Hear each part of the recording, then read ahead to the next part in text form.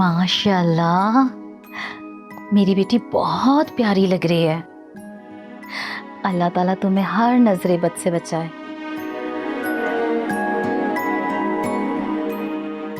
आफी बेटा, तुम खुश तो हो ना?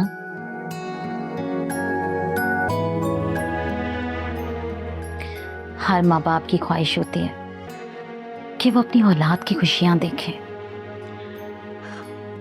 और जैसे जैसे औलाद बड़ी होती जाती है ख्वाहिश भी इसी तरह परवान चढ़ती जाती है। कितनी जल्दी वक्त गुजरता जा रहा है। जैसे कल ही की बात हो, अभी तुम्हारा रिश्ता तय हुआ था और आज देखो, आज मंगनी का दिन भी आ पहुंचा। इसी तरह एक दिन तुम्हारी शादी का दिन भी आ जाएगा और फिर तुम इस घर से उस घर में चली जाओगी। फिर मैं और तुम्हारे बाबा इस घर में अकेले रह जाएंगे। आप कहें तो इस रिश्ते से मना कर दूं क्या? ना ही मंगनी होगी और ना ही शादी। कैसी बातें कर रही हो आफी? तुम और तुम्हारे बाबा ना दोनों ही एक ही नदी के दो किनारे, बल्कि ये भी कहा जा सकता है कि एक ही थाली के दो बैंगन हो तुम लोग। अम्मी, मुझे नहीं जाना आपको छोड़ के। और ये लड़कियों को ही क्यों हमेशा सेक्रीफाइस करना पड़ता है?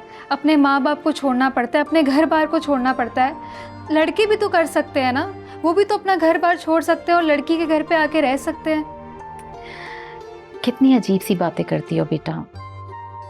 ये तो दुनिया का दस्तूर है और सदियों से यही चला आ रहा है। लेकिन अम्मी, ये दस्तूर भी तो लोगों ने ही बनाया है ना, और इस दस्तूर को बदला भी तो जा सकता है ना। बेटा, बेटियां तो रोशनी होती हैं और रोशनी का काम क्या है? फैल जाना। वो जहां जाती हैं अपने साथ एक नई रोशनी का चिराग जला देती है। लेकिन अम्मी, अगर रोशनी अपनी जगह छोड़ दे तो बुझ भी तो जाती है ना।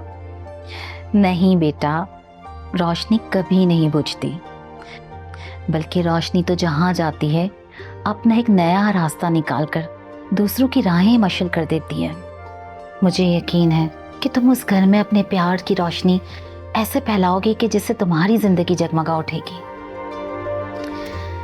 हमेशा खुश रहो मेरी बच्ची, मेरी दुआएं हमेशा तुम्हारे साथ हैं।